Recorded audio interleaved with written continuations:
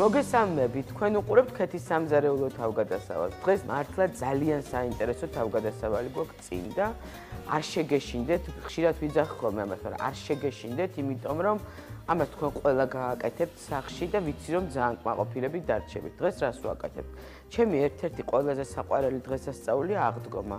აღდგომა მოდის და აღდგომაზე ყოველთვის ჩემთან სახში მე ვაკეთებ ხაჭოს პასკას. რას ვაკეთებთ ახლა? არის პირველი ეტაპი, ვიღებთ ხაჭოს, ვწურავთ ერთი დღე, მე შემდეგ დღეს დღენახევარი, შემდეგ დღეს ვიღებთ ამ ხაჭოს, უკვე ურევთ ამ გადასარევ ინგრედიენტებს, ისევ ფუთავთ და ვდებთ მაცივარში დღენახევრით და ორ დღეში ჩვენი ხაჭოს პასკა მზად არის და თქვენი სტუმრები ნამდვილად ძალიან კმაყოფილები იქნებიან მენდეთ. დავიწყოთ დეტალურად როგორ ვაკეთებთ ამ ხაჭოს პასკას და რა გვჭირდება ამისთვის და როგორ უნდა გავაკეთოთ მართლაც და იდეალური ხაჭოს პასკა. ოღონდ არატრადიციული, ეს უკვე ჩემებური ვერსია ამ კერძის და რატო არის ჩემებური ახლა აგიხსნით. ეხლა ვიღებ აი ესე ყველას გაქვთ ალბათ საწური სახში, აი ესე ვათავსებ აი ამ საწურს ჯამში, აგვდებ ესე მარლას. აი ესე ჩავდებ ახლა მარლას, ვიღებ ხაჭოს. უფრო უკეთესია, როდესაც თუ იყიდით ისეთ ხაჭოს შედარებით მაღალ ცხიმიანს და უფრო მშრალს. 1 კილო ხაჭა მოვათავსეთ საწურში ჩავაფიდეთ მარლა. ეხლა საერთოდ როგორ კეთდება? საერთოდ ამ ხაჭოს პასკას ტრადიციულად როგორც აკეთებენ ხოლმე, რაღაცა სპეციალური ხის ფორმებია და იმაში დებენ და მე ამ პასკასაც ხის ფორმა აქვს, მაგრამ არ მქონია არასდროს სახში ეს ხის ფორმა და ამიტომ ცოტათი დავფიქრდი და მივხვდი რომ აი ეს საწური, ესეთი მრგვალი ფორმით არის იდეალური იმისთვის, როდესაც ეს დამზადდება, ამოვატრევთ ეს მრგვალი, ლამაზი კოხტა ხაჭოს პასკა მაქვს. მოკლედ ეხლა ამ ხაჭოს ესე აი ჩავდე ესე მოუჭერ ახლა კარგად. აი მოუჭერ თუ არა, აი უკვე ნახეთ როგორ წამოვიდა წვენი. ეცადეთ რომ თავიდანვე თქვენც ეს გააკეთოთ, სანამ სიმძიმეს დაადებთ და დაწურავთ. კარგად უნდა დაიწუროს ეს ხაჭა. მიუხედავად რომ მშრალი ვიყიდე და მაღალცხიმიანი, აი მაინც რამდენი წვენი გასდის. ესე კარგად დაატრიალეთ. ეხლა ეს დაწურულ მასას უნდა დაადგათ სიმძიმე, ზუსტად აი ეს სანაყი საკმაოდ მძიმეა, მაგრამ ჯობია რომ უფრო მძიმე დაადოთ ესე კარგად. შევინახავ იმისათვის რომ სწორედ ისეთი კონსისტენციის გამოგვივიდეს ეს ხაჭოს პასკა როგორც უნდა იყოს, ჩვენ გვჭირდება რომ დღენახევარი უნდა იყოს ეს მასა ხაჭოსი მაცივარში. ამასობაში ამ დღენახევრის განმავლობაში რამოდენიმეჯერ კაი იქნება თუ ესე გადაწურავთ ამ წყალს უფრო ჩაწურავთ და უკვე დღენახევრის მერე აი დაწურული ხაჭო დაახლოებით აი ესე უნდა გამოიყურებოს, ეს უნდა იყოს კარგად შეკრული მშრალი მასა. ეხლა შემდეგი ეტაპი რა არის? შემდეგი ეტაპი არის ის, რომ ვიღებ პირველ რიგში მჭირდება 2 კვერცხი და შაქარი, სადღაც 150 გრამი. ვიღებთ 2 კვერცხს.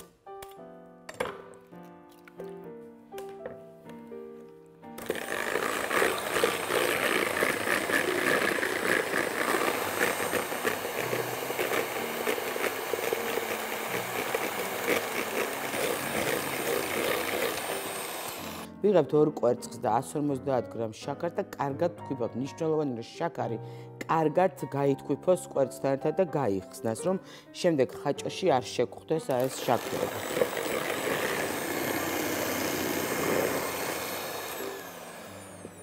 კარგად გავთქვიფეთ კვერცხი და შაქარი. შემდეგი ეტაპი რა არის? საერთოდ როგორც კეთდება ხაჭოს პასკა, არის რამოდენიმე ვარიანტი. არის ზოგჯერ რომ ხაჭოს აკეთებენ სახში და სახში გაკეთებული ხაჭოსგან აკეთებენ. მე პირადად უფრო მიყვარს ქარხნული ტიპის ხაჭოთი, იმიტომ რომ ამ ხაჭოს აქვს სიმჟავე. სახში გაკეთებულ ხაჭოს მაინც ცოტა უფრო დანდუღისებრი ესეთი გემო აქვს და ამას ეს მე პირადად ეს სიმჟავე მომწონს. და როგორ აკეთებენ? აკეთებენ კარაქით და არაჟით. მე ახლა გავაკეთე გავამარტივე, ასე ვთქვათ, ეს პროცესი. რაც შემოვიდა ჩვენთან ბაზარზე იყიდება ყველგან უკვე, არის ეს არაჩვეულებრივი პროდუქტი, არის მასკარპონე. რა არის მასკარპონე? მასკარპონე არის ასეთი იტალიური რძის ნაღებისგან დამზადებული ყველი. პრინციპში ყველი უფრო სიმბოლურად ქვია, იმიტომ რომ ზუსტად ის ნაზავია მასკარპონე, რაც მე მჭირდება. ხაჭოს პასკისთვის აი კარაქიც უნდა და არაჟანი და ეს ჩემთვის აი ორივე ერთად არის და ზუსტად იმ კონსისტენციას ვაღწევ ხოლმე, როგორიც მინდა რომ იყოს და ოდნავ უფრო მსუბუქია ვიდრე კარაქი და არაჟანი. ამიტომ 1 კილო ხაჭოსთვის მე დამჭირდება 500 გრამი მასკარპონე. ამ მასკარპონეს ავთქვიფავ კვერცხს, უკვე ათქვეფილ კვერცხთან და შაქართან ერთად.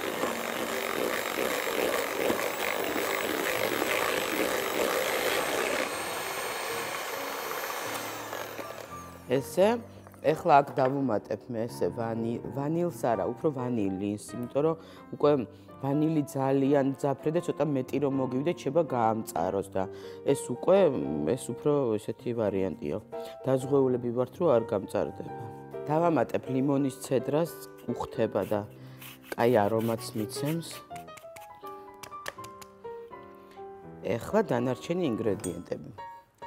მე ვხმარობ გარგლის ჩირს, აი ესე აქ ვამატებ, ესე დაჭრილს უკვე ესე. დაახლოებით 1 კილო ხაჭოზე მაინც 500 გრამი ის დამჭირდა გარგლის ჩირი იმისთვის, რომ ისეთი მივიღო, როგორიც მე მინდა. აი ეს ნიგოზიც 300 გრამი დაჭრილი აბსოლუტურად საკმარისი.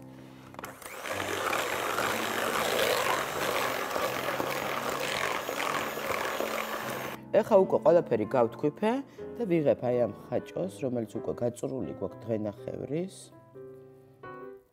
აი ესე. აი ესე ვთქვიფავ.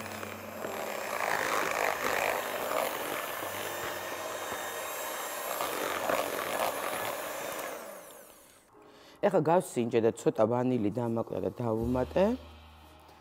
და ასევე კიდე უკვე ბოლოსკენ დავუმატებ კიდე ცოტა ლიმონის ცედრას.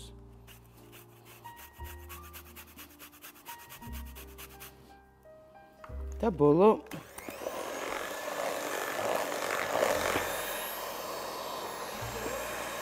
ბოლო გათქვეფა ეხლა ესე კარგად. ესეც ესე. ეხლა რას ვაკეთებთ? ვიღებთ ისევ აი ამ საწურს თავის ჯამით. აქ მაქვს უკვე გამზადებული მარლა. აი ეს ჯობია. და ვიწყებ აი ამ მარლიან საწურში. აი ამ მასის. ესე. ჩვენ რა ვქენთ? პირველი ეტაპი გავწურეთ ხაჭო, შემდეგ გაწურულ ხაჭოში გადავურიეთ აი ეს ინგრედიენტები, ყველაფერი ერთად აურეთ, ისევ მოვათავსეთ აი ესე საწურში. მოუკარით ესე კარგად.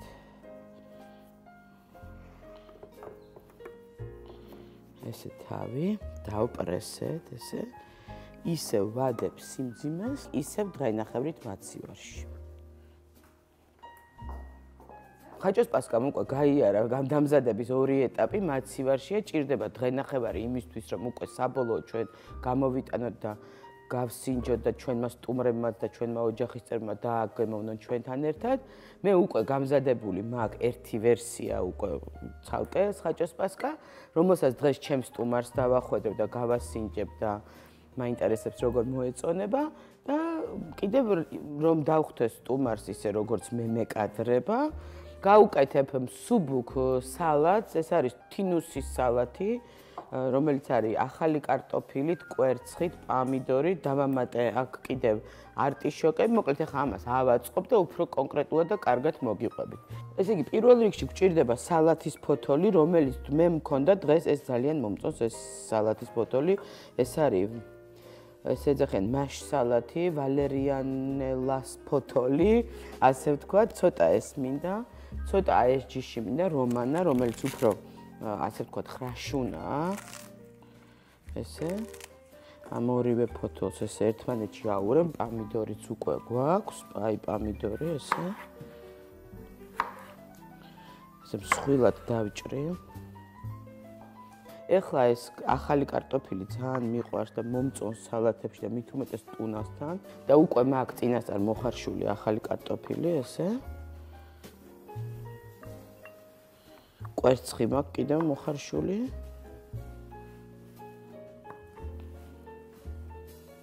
ხა ესე ცოტა ზეითუნის ზეთს მოვასხავ, რომ ეს ზეთი ცოტა გაუჟდეს ამ სალათს და არ იყოს მშრალი.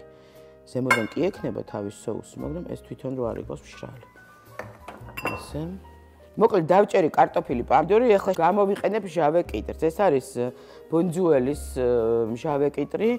საკმაოდ გემრიელია, სხვადასხვა გემოებია, შიგნით ცოტა მოტკბო გემო აქვს და ძალიან უხდება ესეთ სალატებს მით უმეტეს, რომელიც არის უფრო თევზისგან და თინუს მით უმეტეს ძალიან უხდება. ამ მჟავე კიტრსაც აი ესე მსხვილად დავჭრი, არ დავჭრი წვრილად, აი ესე მოვაყრი. ვიღებ არტიშოკებს. ეს არტიშოკები ერთ გადაცემაში უკვე გამოვიყენე ქათამში, რომელიც გავაკეთე ბასკურად. ეს არტიშოკები არის ზეთში და ძალიან უხდება აი ამ ტიპის სალატს. ესე მსხვილად დავჭრი. საერთოდ კაი პროდუქტია ეს არტიშოკი, ძალიან სასარგებლოა, ძალიან მიყვარს და ვცდილობ ხშირად გამოვიყენო ხოლმე. ესე ეხლა დავაყრი ამას უკვე. აი ესე მოვაყრე ამ თინუს, რომელიც თინუსი არის ხოლმე ამ კონსერვში, პრინციპში არის ორნაერ ვარიანტში, არის ზეთში და არის თავისივე წვენში. სალათისთვის მაინც ჯობია რომ უფრო კონდეთ, რომელიც არის თავის წვენში და არა ზეთში. და დაბოლოება იქნება ამ სალათის ეს უგემრიელესი соуსი, რომელიც არის მივხვდით ალბათ რომ დიჟონის დოგი ძალიან მიყვარს და თითქმის ყველგან ესე აქტიურად ვიყენებ დიჟონის დოგვით, ზეთით, ზეითუნის, ცოტა ზმრით, ფერადი წიწაკა ძალიან უხდება ამ ყველაფერს. ამ ფერადი წიწაკით მე კიდე გავალამაზებ ამ სალატს, ამ თეფს მოვრთავ ესე.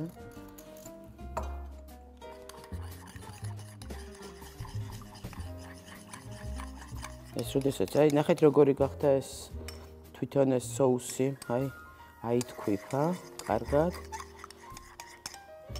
ეხლა დავუმატებ კიდე ლაიმის ცედრას, იმიტომ რომ აუცილებლად ჭირდება თევზს და მით უმეტეს ესეთ სალატს თინუს, ეს ლიმონის და ლაიმის გემოვით. ცედრასაც დავუმატებ და წვენსაც. და ამ соуს უკვე ჯერ არ ვასხავ და როდესაც ჩემი სტუმარი მოვა, უკვე ბოლოსკენ, აი რომ მოვა, მაშინ მოვასხავ, რომ ეს სალათის ფოთლები არ დალბეს და ამან ფერი არ დაკარგოს და უფრო ცოცხალი და ისეთი გემოქონდეს, უფრო ცოცხალი გემოქონდეს. ამ ლაიმსაც ესე მოვაწურავ. თუ დააკვირდით ალბათ რომ მარილი თითქმის არ გამიკეთები, კი არა, არ გამიკეთები ამისთვის, იმიტომ რომ მჟავე კიტრია, რომელიც უკვე თავისი მარილი აქვს. არტიშოკი იმასაც თავისი მარილი აქვს, თინუს თავისი მარილი აქვს და соуსში ცოტას გავუკეთებ. და ამდენად მირჩევნია რომ თვითონ ადამიანი რომელიც ამას მიირთვევს თავის გემოზე დააყენოს ეს მარილი და არ იყოს ზედმეტი. მე დავბრუნდი უკვე ისევ ჩემს ძვირფას არაჩვეულებრივ გამოჩენილ, არ ვიცი როგორ შევამკო ჩვენი ნინო კასრაძე, ჩვენი ყველაზე ისეთი არტისტი ჩემთვის. ნინო ყავს დღეს სტუმრად და ნინოსთვის მაქვს ესეთი მენიუ, რომ გავაკეთეთ თინუსის სალათი, იმიტომ რომ მანამდე ხაჭოს პასკას ვაკეთებდი, რომ ჩვენ მაყურებელს გქონდეს იმის საშუალება, რომ აღდგომისთვის გააკეთოს ეს ხაჭოს პასკა სახლში და ამდენი უკვე შენთვის უკვე პირველი, ვთქვათ, ესეთი კერძი გავაკეთეთ თინუსის სალათი. ეს სალათი არის ახალი კარტოფილით, არტიშოკებით, მჟავე კიტრით, არაჩვეულებრივი პომიდორით, კვერცხით და სალათის ფოთლებით. რაღაცა მართლა არაჩვეულებრივი რა. ეხლა ბოლო აკორდია შენ გელოდებოდი რომ ეს соуსი უკვე მოვასხა ბოლოს რომ ეს უფრო ისე იყოს რომ მაინც როცა დიდხანს ასხე ეს соуსი ეს სალათი ლბება, ფოთლები და ესეთი ხდება. რა თქმა უნდა. იცი რა, მე ჩვენებო რომ აქ ყველაფერს თითქოს ვიცნობ. ხო? რაც არის, ხო, ნუ თითქოს ეს ისინი, მაგრამ მე მგონი გემო უნდა იყოს ეს ახლებული აბსოლუტურად. ესე კერდა ერთი წუთი მინდა რომ ეს არტიშოკი მოხდეს აუცილებლად მიყვარს ძალიან და კარგია. მე არ ვიყენებ ამ არტიშოკის, იცი რა, არ ვიცნობ ამ პროდუქტს და მე მგონი ყველა არტიშოკი ძალიან სასარგებლოა. რისთვის? ჯერ ეს ერთი აი დეტოქსისთვის და ხოლესტერინისთვის ძალიან კაია. ღვიძლს წმინდავს, აი ეს ღვიძლის გასაწმენდად სპეციალურად არის არტიშოკის ხოლმე ესეთი ექსტრაქტი ესე და ძალიან კაი პროდუქტია და უხდება ესეც სალატი. რეალია და ეს რა გააკეთე? დოგვია? ეს არის დიჟონის დოგვია, ძმარია, ზეთია და ცოტა ლიმნის წვენია. რა საუცხოო. მარილით ძალიან თითქმის არ გამიკეთებ, იმიტომ რომ ამ ბევრ პროდუქტებში შავე კიტრიც არის, აქ ყველაფერს თავის მარილი აქვს და ზედმეტად მარილიანი მე არ მიყვარს და ჯობია რომ ყველამ თავის გემოზე საერთოდ ხო ეგრეა რომ მარილი წიწაკა გემოვნები. არაჩვეულებრივად გემრიელი და ყველაფერი ერთმანეთს უხდება. იცი მე რატომ მომწონს ეს შენი აი თქვა ეს გადაცემა და ეს წამოწყება. ეს ხო ყველასთვის არ არის რელაქსი. ვიღაცისთვის არის აი მე მინახავს გოგოები ამბობენ და დღეს რა გავაკეთო? აი ეს ტვინი აქვს გამსკდარი და რა გავაკეთო? და აი მე იცი რა მომწონს ეს ჩემნაირი იმისი ერთჯერადი და ორჯერადი მზარეულებისთვის კი არ არის თქვა რომ უცებ მომდა. აი მართლა რომ გინდა უცებ რაღაცა გააკეთო, უკვე ტვინი დაგეღალა და არსებობს აი ესეთი გამოსავალი. შეიძლება სულაც არ ქონდეს თინუსი, ხო? მაგრამ აი დანარჩენი რაღაცა იყოს და ასეთივე გემრიელი იყოს. თორე გემო იყოს კარგი. მინდა რომ აი ზუსტად ეგ გაუკეთო მაყურებელს რომ თავისუფლებდნენ და არ ეშინოთ ამითი და ერთობოდნენ და მოწონდეთ. და თუ ცოტა შეუძლოთ ვარ და აი მე წამოწოლას მერჩემია სამზარეულოში შევიდე. დროს გეგრჩება ამდენი ესეთი დაკავებული ხარ და ამდენი რეპეტიციები ძალიან ხო ხან ძალიან დაკავებული ვარ ხან არა მაგრამ მე იცი არა ვარ როგორი კულინარი ესე მოწოდებით ვარ კულინარი მაგრამ მე არა მაქვს ისეთი იცი ყველაფერს ხო ჭირდება დრო და თანმიმდევრულობა და მუდმ გამეორება როგორც რეპეტიცია ხო კეთება შენ თვითონაც ხო ასე ხარ რომ სულ აკეთებ და მე ნელ-ნელა აი ამაში მოდის ცოდნა და გამოცდილება და მე მაქვს დრო ვაკეთებ რაღაცას მოვიჩემებ ხოლმე ხა ამოჩემებული მაქვს ტორტები შეიძლება მე ერთ თვეში საერთოდ აღარ მქონდეს დრო და მივანებებ და ისე მჭირდება ჩაწერა სულ აი ეს არის ცუდი მაგრამ აი ახლა ვაკეთებ ტორტები კვირაში ერთ ტორტს ვაკეთებ და მახსოვს რომ ერთი პერიოდიც მქონდა ესეთი ერთი რამდენიმე წლის წინას და მაშინ მარწყვი იყო და ვაკეთებ და მე მგონია რომ ეს ყველა ეს არის ჩემი ცხოვრების აი როგორი ეტაპი იცი ალმადოვარის ფილმი რო არის ქალები ნერვიული აშლილობის მიჯნა და მე მგონი მე ვარ ამას რომ მივადგები ვიწყებ ტორტების კეთება ძალიან საინტერესო რამეს იცახდი ახლა და უცებ დამება და კითხვა ესეთი რომ აი მაგალითად რაღაცა ერთი და იგივე კერძს ყოველთვის მე ვაკეთებ ზუსტად ერთნაირი არადროს არ არის რა რაღაცას ვუმატებ რაღაცა როგორ არის ერთი და იგივე სპექტაკლში ერთ და იგივე როლს სულ ერთნაირი უნდა იყო ალბათ არა აი შენ ხარ როგორ წყვები ეს არის ამ საქმის პროფესიონალი ხარ და მე ვარ მოყვარული და ამიტომ სულ მჭირდება რეცეპტი ჩავიხედო ესეთ მე დარწმუნებული ვარ შენ რო იწყებ მე ცვლი რაღაცებს ის არის მთლიანობაში ის კერძია მაგრამ ნიუანსებს შენ ხო ცვლი აი ზუსტად ესეა მე ვიმედოვნებ რომ პროფესიონალი ვარ ჩემი საქმის ამის დიდი იმედი მაქვს და მგონია რომ მაყურებელი დამეთანხმება და როცა იწყებ რაღაცის კეთებას ის იგივე ჩარჩო ვერ გაცდები და არ შეიძლება რომ თინუსის სალათი არ შეიძლება ქათმის ხორცი მაშინ ის იქნება ქათმის ხორცის სალათი ეს ჩარჩო რჩება მაგრამ ეს შიგნით აი ეს ნაზავი ინგრედიენტები აი იცი ცოტა უფრო მარილენ დღეს აი დაახლოებით ამას გავს შიგნით თავისუფალება არის უსაზღვრო და იმპროვიზაცია. ხლა აი ეს ხაჭოს პასკა გავაკეთეთ თან მოვთე. პასკა ერთია და რაზე დევს მეორეა რა. ხო, ნახე რა ლამაზია და როგორ უხდება ყველაფერი ერთმანეთს. ეს ყვავილებს, ეს რა არის? ესეც ძველებურია, ხო? არა, ეს თქვენი მეგობრები. ეს არის ჩემი მეგობრების, რომელებიც აკეთებენ და მუშაობენ ამ კერამიკაზე. არის ესეთი white studio და აი ესეთ მაგათი გაკეთებულია და აი ეს თეფშები და ძალიან ლამაზია მართლა. ლამაზია. ცოტა ვაჩვენოთ მაყურებელს. აუცილებლად. როგორი ლამაზი თეფშებია, როგორი ადრე იყო მოჭიქური, ვისაც ახსოვს, ჭიქურით იყო მოჭიქური თეფშები ეს ძირითადად იყო ოქროსფერი ფერი და რაღაცნაირი ლურჯი და ეხლა უკვე რამდენნაირია და როგორ ფრთები შეესხა ნიჭიერ ხალხს. ეხლა ეს ცოტა გავპრანჭე ეს ჩემი ხაჭოს პასკა. აქ მორთვის სხვადასხვა ვარიანტებია. ვისაც უყვარს შოკოლადი, შეუძლია გააკეთოს შოკოლადი მოასხას. არის რაღაცა ოქროსფერი ბურთები, მარგალიტები და მე რა კაი სიტყვა გავპრანჭე. კიდე გულის პრანჭვებიც რო არის. გულის პრანჭვები ცუდად რა და ის მარგალიტები იცი რა არის? ეხ ტორტზე დავადე და კიდე მკბილი მოიდე ხარ შემაკმარმა და ფრთხილად მაინც. ხო და ეს უფრო მაინც შოკოლადის ბაზა და თხელი და მხიარულია და აი მე მაინც ვფიქრობ რომ ესე გავპრანჭე. ძალიან ლამაზი და გემოც აქვს, მე გამასინჯეს ეს ძალიან გემრიელია ეს ზემოდან რაც არის, ის უნდა უხდებოდეს პასკას. საოცრად საინტერესო რამეა. აბა აი მე ესე ღელავ ხოლმე სულ. აბა რა, სხვანაირად რა იყო. ჩვენც ასე ვღელავთ პრემიერაზე. მაგრამ შეიძლება გავსვი. აბა ჩვენი გაპრანჭული, ხო, გაპრანჭული ხაჭუპა.